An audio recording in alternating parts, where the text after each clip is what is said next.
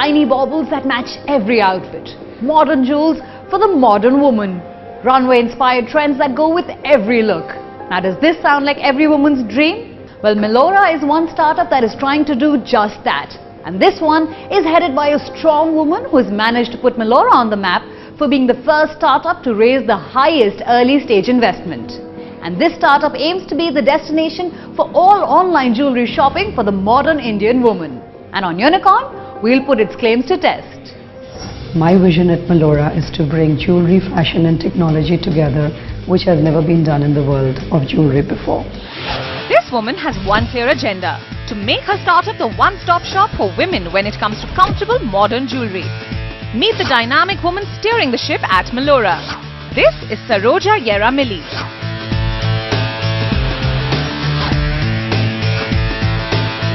She brings with her a wealth of experience in sales and marketing, having worked with a brand synonymous with jewelry in India, Tanishq. Saroja and her team are striving to build a jewelry brand to reckon with, and she says she wants to transform the way Indian women shop for jewelry.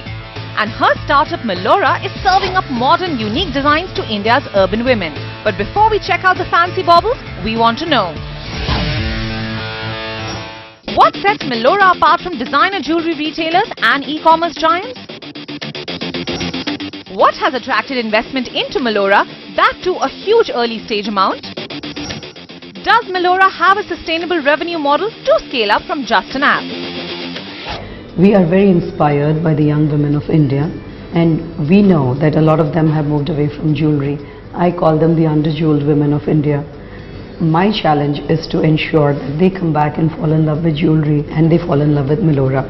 So we make jewelry that's relevant, that's fashionable, that's on trend and affordable for the young women of India. Relevant, affordable, on trend. These are the qualities that Melorra's unique, chic designs aim to imbibe and package for the modern Indian woman. Saroja believes her startup is catering to the glaring demand for comfy jewels to complement modern outfits for the urban women whose wardrobe is Western to a large extent. Melorra's creative, somewhat abstract designs are intended for daily looks at work, social events, or even occasions when it's too cumbersome to dig out those gold baubles from the trusted family locker. But we want to know, has the journey been difficult for Saroja? In my own particular case, the journey has not been difficult at all. And I've been very fortunate that on a business plan we have attracted the largest funding in Indian history.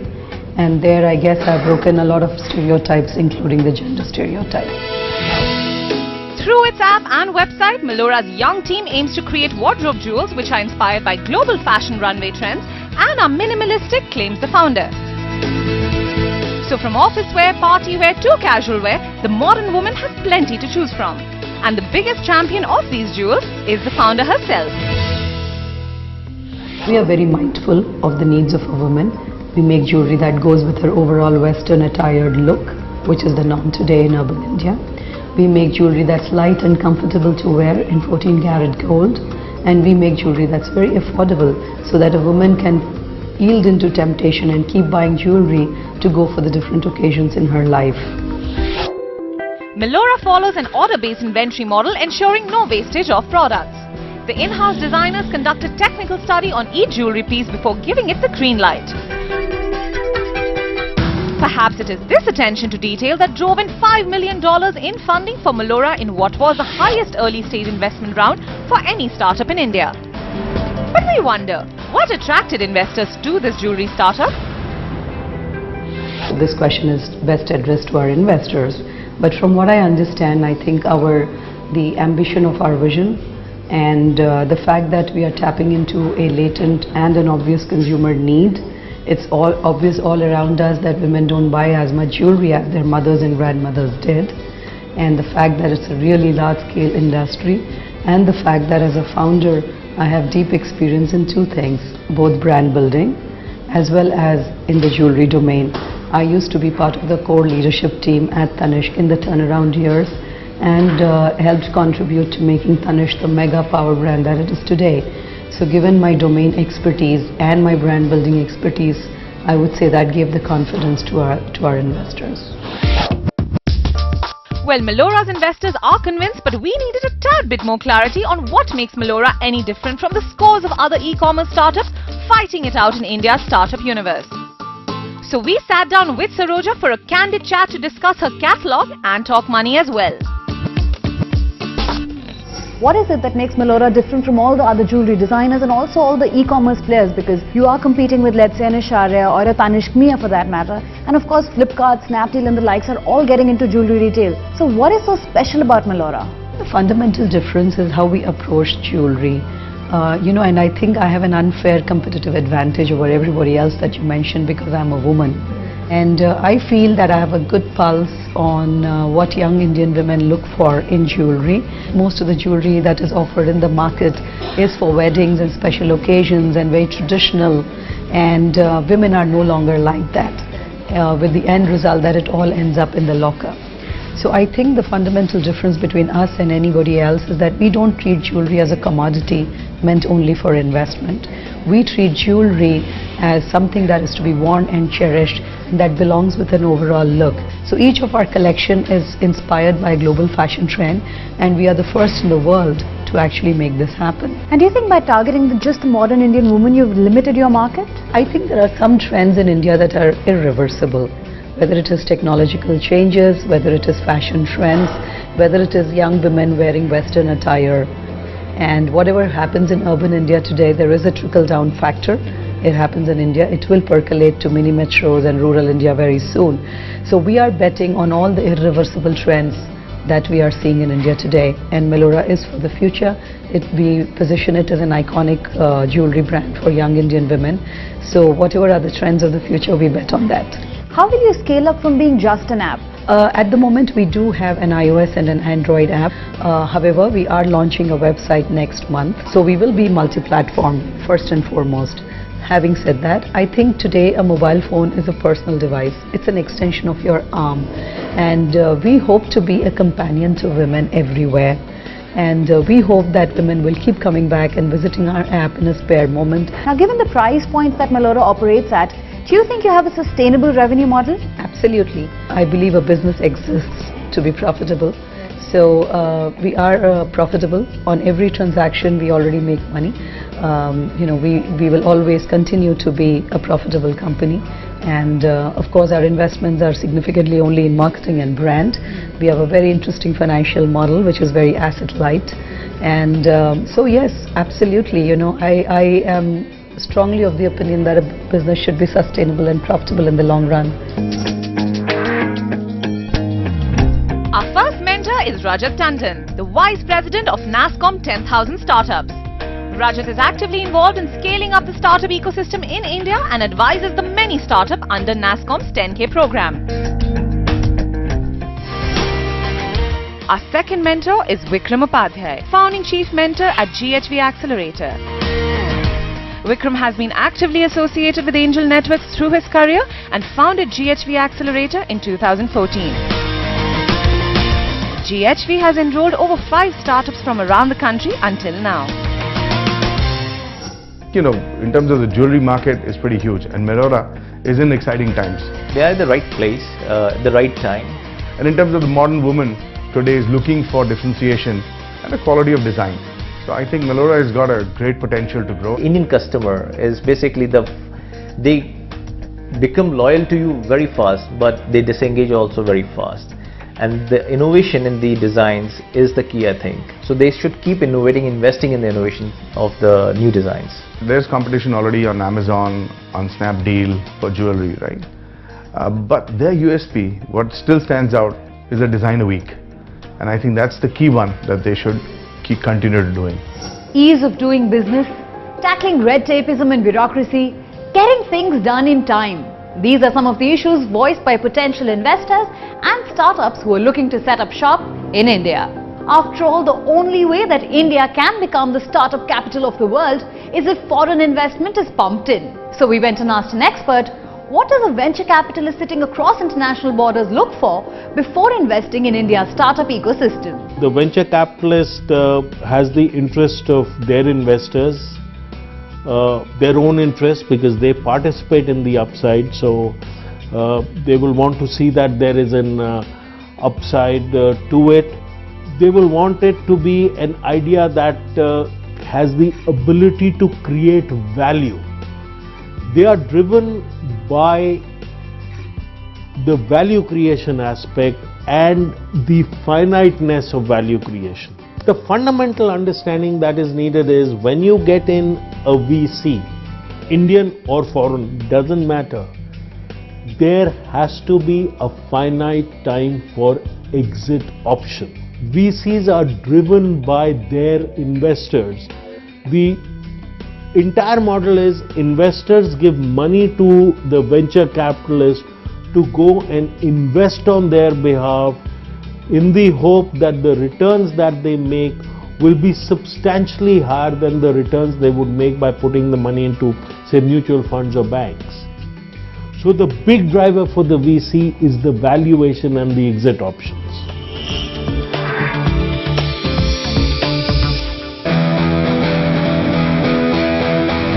Technology that you can walk on, drive on, as well as park your car on. This is the Solar Roadways project started by Scott and Julie Brewser. These are basically solar panels that light up to show you road signs, and this technology claims to cut greenhouse gas emission by 75% as well as melt snow automatically. Now that's a huge feat. What's more is that the panels have microprocessors which make them intelligent, and the panels can communicate with each other. The project went live on Indiegogo back in 2014, and it was such a hit that they more than doubled their fundraising goal and raised a whopping total of $2,267,238.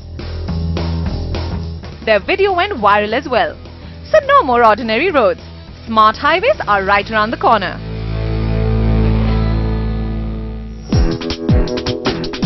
Recorded phone conversations are admissible evidence in the court.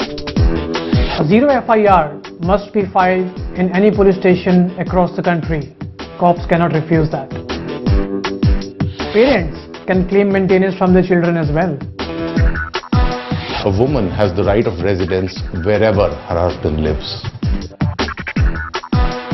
Daughters have an equal right in the ancestral property. No law states that a hotel can deny admission to unmarried adults.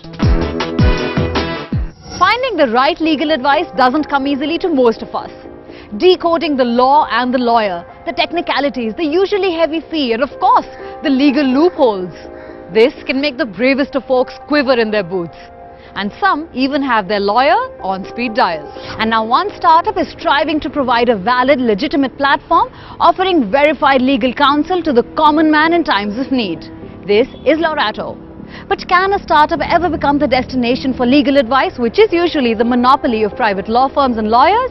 Let's find out. Fortunately, the legal ecosystem is still very old. They love paperwork, they love meetings, and it takes a lot of time.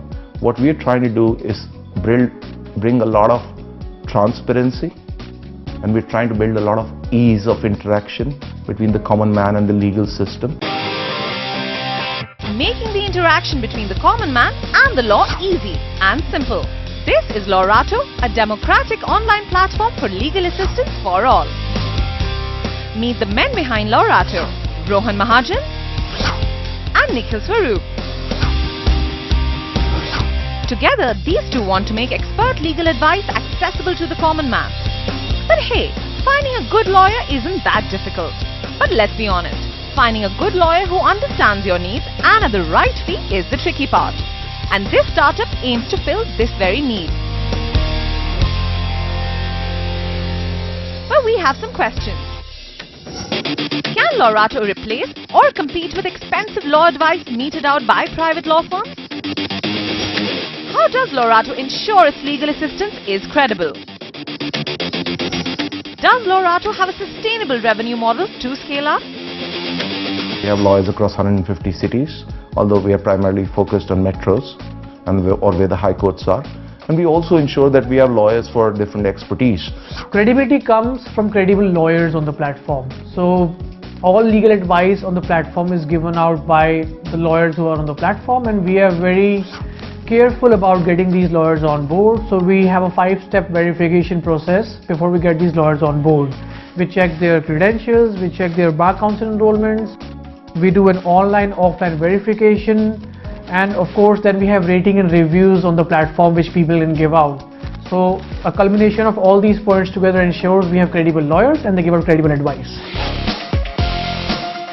Using its website, Lorato handholds the user right from the initial consultation with the lawyer to the final outcome of the case. The founders say that their aim is to encourage transparency in the law, and we have to admit, given the fact that there are more than 17 lakh cases filed in Indian courts every month, the scope and potential of this startup is huge.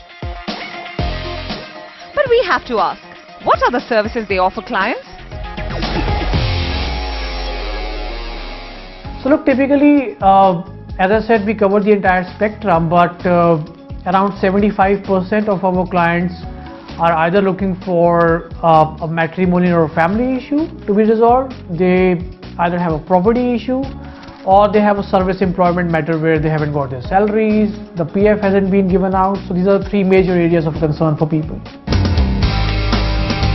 With over 10 lakh lawyers and with no published data on lawyers' performance track record, it can indeed be a very daunting task to find the right lawyer in India. That's where Lorato's rating algorithm comes in and helps you find the right one for you. And this startup has also reached out to some in need of immediate help. Nikhil tells us more. Well, I read about Taraji in social media. Like, there was a lot of people sharing a lot of information. I tried to figure her out. Where would she stay? They said somewhere in West Delhi. It was in Rajouri Garden. A little googling helped find her address. I went over there to figure out what the problem was. Trust me, the photos don't do it justice. The house was in a mess. She had no money. I realized justice for her will take time, but we needed funds now. So I organized a small fundraiser. A lot of wonderful people came forward. We raised over 8 lakhs in 2 weeks. I'm happy to say she's in a lot better condition now. She's happier. She's got a maid. Her needs are taken care of. So as citizens also, we can do a lot. We're told Lorato has received some great response from consumers with over 100 queries coming in daily. Within 12 months, Lorato has provided legal advice to over 16,000 customers. But we still have some questions for the founders. So let's get talking. Can Lorato ever replace or compete with the expensive advice meted out by the private law firms? Look, honestly, I really respect private law firms, the well-reputed ones. They've really made a name for themselves, and they're very, very well, kind of solving the problem of larger corporates. However, we, since the time Lorato was incorporated, we always thought that we are here to help the common man. We are handling people like you and me who have basic problems. People come to us asking a simple question as simple as, whether do I have a share in the property or not. They cannot go to a top level law firm to ask this for sure. And hence we don't feel there's any need of replacement over there, because the market is totally different. The need what we're capturing is totally different from what they are doing. And in all of this, how are you making money? Have you started making any profits yet? Profits? No, because we're reaching out to so many people and we are incurring operational costs for it. However, we're making revenues. So we charge the client a first consult fee to meet the lawyer. We keep a part of that as our revenue. Now you say you want to empower the common man with multiple resources to seek legal recourse. How will you go about achieving that? Most people just want to know the time. They don't want to know how the watch works. So what we've created is a series of bite-sized snippets for every different kind of legal situations. The most powerful one are the questions which we have. People have asked us real questions, over 16,000 of them, which have been answered by multiple lawyers. All these are accessible on the website and searchable. Chances are, if you are having a legal problem, somebody else has asked that question and you can see the advice they got. Other than that, we are also creating a set of handy law guides for common things which cover things like who are victims of this kind of issue, what is the kind of legal recourse they can take. We're also getting a lot of the lawyers on the platform to create videos. So because not everybody is comfortable with going through the fine print even on websites, is to create videos, and pretty soon we'll be creating videos in vernacular where an expert lawyer is talking about a specific topic. You can get their advice. All of this is for free.